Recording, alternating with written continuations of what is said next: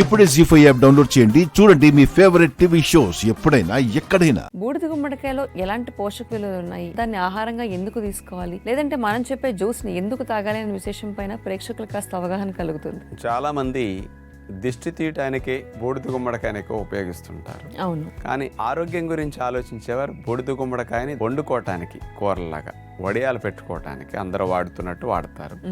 జ్యూస్కి ఎక్కువగా ఉపయోగిస్తుంటారు. 92% నీటి శాతమే ఇందులో ఉంటుంది. ఇందులో శక్తి 14 కిలో క్యాలరీలు, అంటే అసలు శక్తి పెద్ద ఏమీ లేనట్లే. 1/2 లీటర్ బూడిద గుమ్మడికాయ జ్యూస్ తాగితే దగ్గర కాఫీ కప్పు కంటే ఇంకా శక్తి తక్కువ. మరి అలాంటి బూడిద గుమ్మడిలో పిండి పదార్థాలు తీసుకుంటే 3 గ్రాములు, మాంసకృతులు 0.7 గ్రాములు, కొవ్వులు 0.3 గ్రాములు, పీచు పదార్థాలు 3 గ్రాములు, విటమిన్ సి 11 మిల్లీగ్రాములు, విటమిన్ కే 27 మైక్రోగ్రాములు. ఇవి బూడిద గుమ్మడికాయలో ఉన్న స్థూల మరియు సూక్ష్మ పోషక విలువలు. అయితే ఇవన్నీ అన్నిట్లో చెప్పేవే, కానీ మెయిన్గా కనిపించకుండా మనకు అతి తక్కువ మోతాదులో ఉండే యాంటీ ఆక్సిడెంట్స్ కానీ కెమికల్ కాంపౌండ్స్ కానీ అవి మెయిన్ ఇక్కడ. మరి డాక్టర్ గారు ఆ సూక్ష్మ పోషక విలువలు కూడా ఒకసారి చెప్తారా, ఏమేమి ఉంటాయో? ఒక బూడిద గుమ్మడికాయకి ఏ కూరగాయకి లేనంత గొప్ప శక్తి సామర్థ్యాలు ఉన్నాయి. ఏవైనా సరే 5 రోజులు, 4 రోజులు, 10 రోజుల్లో పోతాయి. అవును. తీపి గుమ్మడి కూడా కొన్ని రోజుల్లో పోతుంది, కానీ బూడిద గుమ్మడి నెలల తరబడి చక్కగా నిలవ ఉంటుంది. అందులో ఫైటో కెమికల్స్ కానీ, యాంటీ ఆక్సిడెంట్స్ కానీ, మైక్రో న్యూట్రియంట్స్ కానీ, రకరకాలుగా శరీరానికి లాభాన్ని కలిగించి దీర్ఘ రోగాల బారిన పడకుండా రక్షించేవి పోషకాలు చాలా ఉంటాయి అన్నమాట.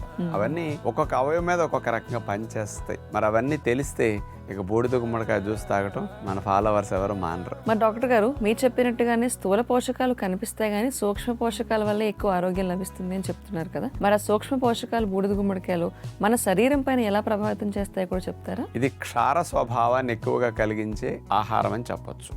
బూడిద గుమ్మడికాయ జ్యూస్ తాగామనుకోండి, బ్లడ్ అంతా కూడా ఆమ్లత్వంగా ఉన్నది క్షారత్వంగా మార్చేస్తుంది.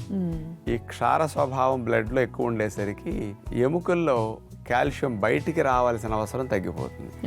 మామూలుగా మనం ఆమ్ల స్వభావం ఉన్న ఆహారం తిన్నామనుకోండి, ఈ ఆమ్లత్వాన్ని తగ్గించడానికి క్షార స్వభావం ఉన్న కాల్షియం ఎముకల నుంచి వచ్చి రక్తంలో కలిసి ఆమ్లత్వాన్ని తగ్గిస్తుంది. అసలు బూడిద గుమ్మడికాయ ఆమ్లత్వం తగ్గించే గుణం ఉంది కదా బ్లడ్ లో, దాన్ని ఎముకల నుంచి కాల్షియం వచ్చి తగ్గించాల్సిన అవసరం బూడిద గుమ్మడికాయ జ్యూస్ తాగిన తర్వాత ఉండదు అనమాట. అందుకని బూడిద గుమ్మడికాయ జ్యూస్ తాగితే ఎముకల్లో కాల్షియం తగ్గదు కాబట్టి బోన్ డెన్సిటీ బాగుంటుంది, ఎముక పట్టుత్వం బాగుంటుంది. మరి బ్లడ్ లో క్షారత్వం బాగా ఉంటే ఇమ్యూనిటీ బాగుంటుంది, జబ్బులు బారిన పడకుండా ఎక్కువగా ఆరోగ్యకరంగా ఉండడానికి మంచి అవకాశం కలుగుతుంది. ఇక రెండవది, బూడిద గుమ్మడికాయలు ఉండే క్షార స్వభావం ముఖ్యంగా పొట్టలో, ప్రేగుల్లో అల్సర్స్ ని హీల్ చేయడానికి, గ్యాస్ట్రిక్ ఇరిటేషన్స్ ని తగ్గించడానికి, మ్యూకస్ జిగురు ఉత్పత్తిని పెంచడానికి చాలా బాగా ఉపయోగపడుతుంది అనమాట.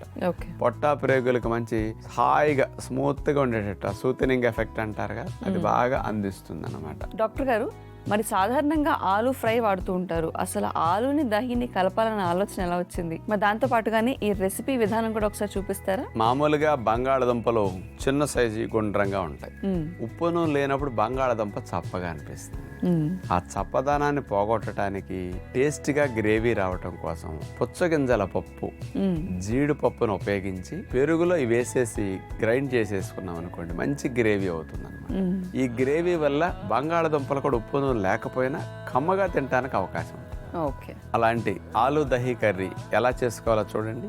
ఆలు దహీ కర్రీ తయారు చేయడానికి కావాల్సిన పదార్థాలు: చిన్న సైజు బంగాళదుంపలు 1/2 కేజీ, పెరుగు 1/2 కప్పు, నానబెట్టిన పుచ్చగింజల పప్పు 1/2 కప్పు, నానబెట్టిన జీడిపప్పు 1/2 కప్పు, పచ్చిమిరపకాయ చీలికలు 2 టేబుల్ స్పూన్లు, పుదీనా ఆకు 2 టేబుల్ స్పూన్లు, మైగడ 1 టేబుల్ స్పూను, నిమ్మరసం 1 టేబుల్ స్పూను, కస్తూరి మేతి 1 టేబుల్ స్పూను, ధనియాల పొడి 1 టీ స్పూను, జీలకర్ర పొడి 1 టీ స్పూను, చాట్ మసాలా కొద్దిగా, కొత్తిమీర కొద్దిగా, పసుపు కొద్దిగా. ముందుగా చిన్న సైజు బంగాళదుంపలు కూడా మార్కెట్లో దొరుకుతున్నాయి. అలాంటి దుంపలను 3 విజిల్స్ వచ్చే వరకు నీళ్లు పోసి ఉడకనిచ్చేసి తొక్క తీసేసుకుంటాం. ఇక ఇక కూర వండటానికి ముందుగా ఒక నాన్ స్టిక్ పాత్ర తీసుకుని మేగడ వేసేసి ఆ మేగడలో ఉడికించిన బంగాళదుంపల్ని వేపిస్తాం. అట్లా బంగాళదుంప అట్లా మేగడలో వేగేసరికి కమ్మగా అనిపిస్తుంది. ఈ ఆలు దహీ కర్రీలోకి గ్రేవీ కింద నానపెట్టుకున్న పుచ్చగింజల పప్పు, నానపెట్టిన జీడిపప్పుని ఈ రెండుటిని మిక్సీ జార్లో వేసేసి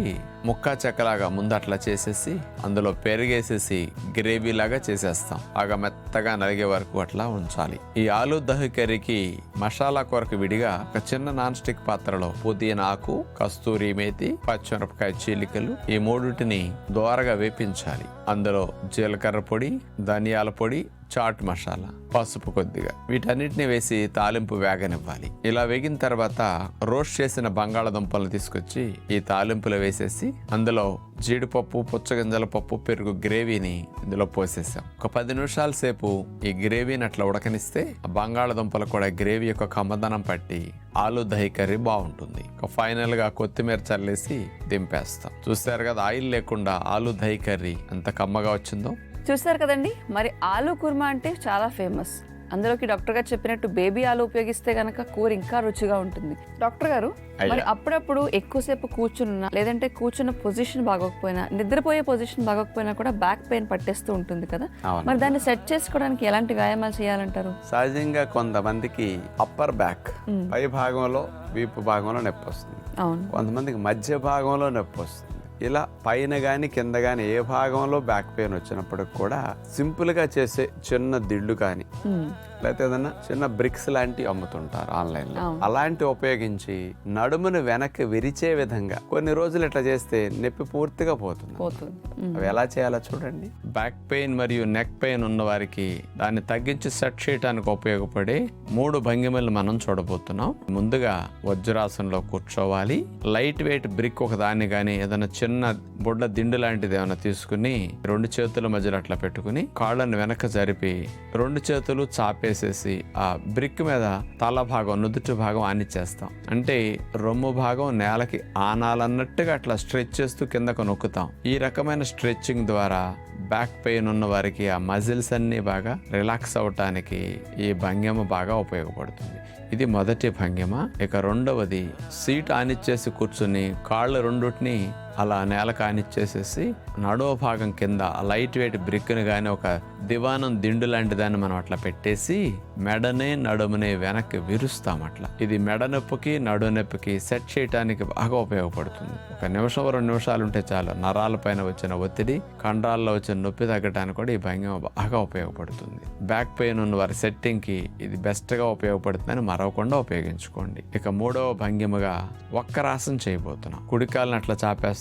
ఎడమకాలు పాదాన్ని కుడి మోకాల దగ్గర పెట్టేసి కుడి చేతిని ఎడమకాలు పైనుంచి వేసి నడుముని మెడని ఎడమ వైపుకి అట్లా ట్విస్ట్ చేసి తిప్పాలి. ఇప్పుడు వక్రాసనం ఎడమ వైపుకి మనం తిప్పటం జరిగింది. ఒక పక్కకి వక్రాసనం చేసిన తర్వాత ఈసారి ఎడమకాలు చాపేస్తాం. కుడికాలని ఎడమ మోకాల దగ్గర అట్లా పెట్టి నుంచోబెట్టి ఎడమ చేతిని కుడికాయల పైన వేసి కుడివైపుకి అట్లా ట్విస్ట్ చేయాలి. మెడని నడుముని ఎంత ట్విస్ట్ చేస్తే అంత మంచిది. ముడ్డిపోసల దగ్గర నుంచి మెడ వరకు ఉండే అన్ని కండరాలు బాగా సైడ్కి ట్విస్ట్ చేయటం ద్వారా మంచి లాభం వస్తుంది.